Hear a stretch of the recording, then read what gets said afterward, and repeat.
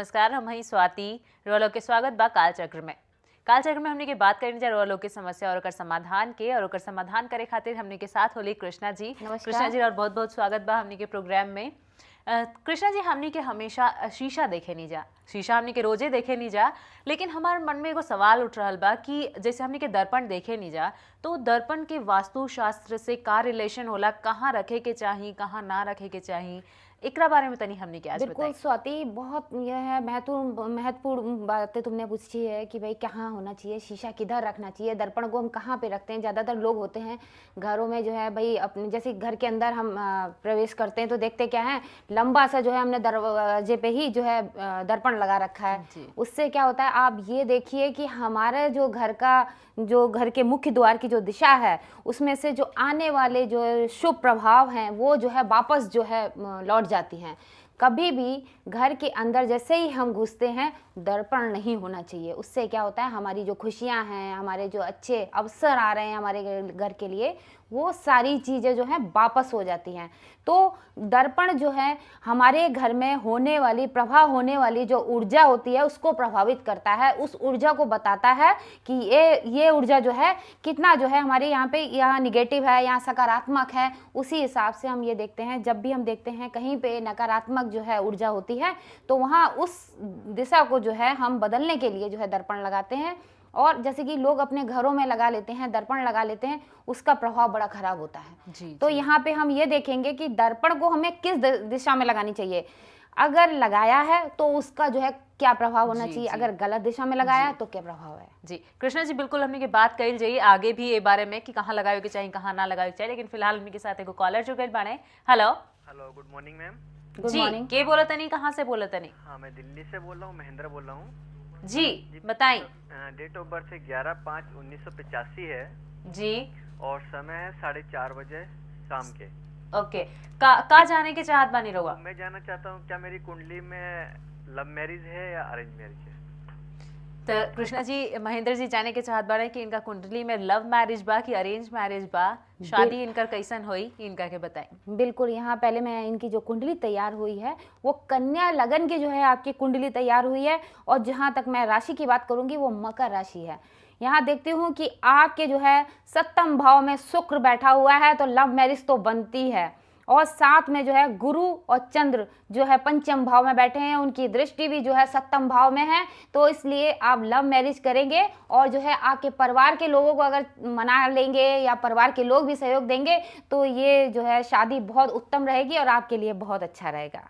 तो मैं भाई चाहती हूँ कि इनका जो है लव मैरिज करने का अगर है तो ऐसी जैसे सप्तम भाव में शुक्र है तो ऐसे लोगों की जो है लव मैरिज होती है।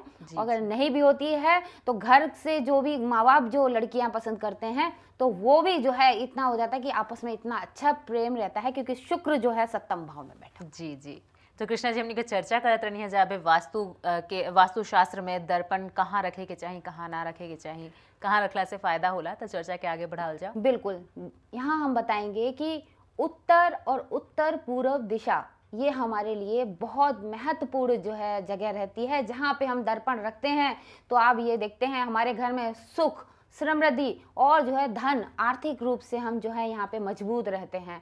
पूरब और उत्तर की दिशा हो गई, जहाँ पे ईशान कोण भी हम जिसे कहते हैं कि वहाँ पे जो है देव जो है प्रतिष्ठा होती है। वहाँ से हमारे जो है हमारे चेहरे पे, हमारे शरीर पर जो है, हमारे शरीर के ऊपर जो है देव कृपा हमेशा बनी रहती है। अगर गलत दिशा में अगर हमने दर्पण रखा है तो उसका असर ये होता है कि हमारे घर में जो मुखिया है, घर का जो मेन जो हमारे सदस्य होता है उसके ऊपर असर ज़्यादा पड़ता है, साथ ही उस घर में रहने वाली कन्याओं के ऊपर, महिलाओं के ऊपर भी असर पड़ता है। जी जी, कि कहाँ कौन सी जगह अगर हमने गलत रख दिया तो बड़ा प्रभाव पड़ता है। यहाँ हम देखेंगे कि अगर हमने उत्तर और पश्चिम के कोने में अगर हमने जो है दर्पण रखा है तो वहाँ की जो लड़कियाँ होती हैं देखती हैं तो ज़्यादातर प्रेम चक्रों में फंस जाती हैं, जो ज़्यादातर धोखा खाती हैं वहाँ पर। तो और जो वहाँ का मुखिया होता है वो ज़्यादातर घर के बाहर ही रहता है। वो घर में यानी एक पैर अगर थोड़ी देर के लिए रहेगा तो बाकी 4 बार जो है घर के बाहर रहता है, एक बार इधर तो 4 बार बाहर, उसका इस तरीके से प्रभाव रहता है। घर का मुखिया जो है घर के अंदर नहीं रहता है। घर की जो लड़कियां होती हैं वो प्रेम चक्रों में फंस जाती हैं और उसको धोखा खाना पड़ता है। इसलिए इस दिशा में जो है अगर आप दर्पण रखते हैं तो आपके लिए जो अशुभ रहता है। जी रखें। कृष्णा जी, हाँ जी। चर्चा हमने के आगे जारी रखल जाई, लेकिन फिलहाल हमने के साथ एक और कॉलर जुड़ गई बने। हेलो हेलो जी, के बोलतनी, कहाँ से बोलतनी? मैं भी कश्मीर से भी बोल रही हूँ जी और मेरे पति एनएचपीसी में जॉब करते हैं जी और लेकिन मैं बिहार की हूँ। जी जी तो मुझे मेरे पति विजेंद्र कौशिक मेरे पति का नाम है जी। उनका जन्म तिथि और जन्म स्थान बताई। उनका जन्म तिथि है 30 नवंबर जी 1981। 30 नवंबर 1987। 81 81 और जन्म समय बताई। जन्म समय है 10 बजे सुबह। 10 बजे सुबह में। कहाँ जाने की चाहत बानी रुआ? हाँ, मेरा सवाल है कि जो वो मकान लेना चाहते हैं तो उनको मकान की योग है कि मकान ले सकते हैं? जी जी। कृष्णा जी, इनका के बताएं कि लोग मकान लेवे के चाहत बाने, तब मकान के योग बन रहल बा कि नइखे बन रहल, और बनी तो कब तक बनी? इनकी जो इनका के कुंडली बताएं। तैयार हुई है वो मकर लगन की कुंडली तैयार हुई है और जो इनकी राशि है वो धनु राशि है। जहाँ तक आपने मकान की बात की है, मकान के योग के लिए हम देखते हैं कि आपको जो है घर से संबंधित या चौथे भाव को भी देखेंगे कि यहाँ पे मकान के लिए जो है आप जो है चौथे भाव में जो है हमारी मेष राशि जो स्थित है, और उसके लिए हम बताएंगे राहु की जो दृष्टि है। सबसे पहले मैं इनको ये एक बात और बताऊंगी कि इनके पति को जो है काल सर्प दोष है। काल सर्प दोष होने से क्या होता है कि आपके हाथ में आते आते जो है चीज़ें रह जाती हैं। तो यहाँ पे जैसे कि मैं इनको देख रही हूँ कि तीसरे में जो है वाशुकी यानी ये तीसरे भाव में, यानी कि जहाँ हम देखते हैं कि छठे भाव में राहु बैठा हुआ है और उसके बाद में ये देखते हैं नवम भाव में जो केतु बैठा हुआ है। तो ऐसे जो है वाशुकी काल सर्प दोष होता है। इसमें जो है हाथ में आते आते सामान जो है जो भी अवसर होता है वो हाथ से चला जाता है और जो है भाग्य साथ नहीं देता है।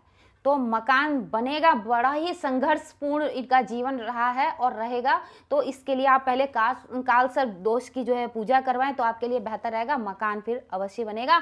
मगर ये नहीं कह सकते कि जितना इन्होंने सोचा सपना देखा है कि इतना बड़ा होना चाहिए, नहीं, मगर छोटा बनेगा, बहुत समय लगेगा। जी, तो कृष्णा जी, एक के साथ हमने के जब वक्त हो रहा बा कि हमने के छोट ब्रेक लिहल जाओ, बात के चर्चा के हमने के जारी रखल जाए कि दर्पण कहाँ रखे के चाहिए घर में जैसे फायदा होला, लेकिन फिलहाल एगो छोट ब्रेक।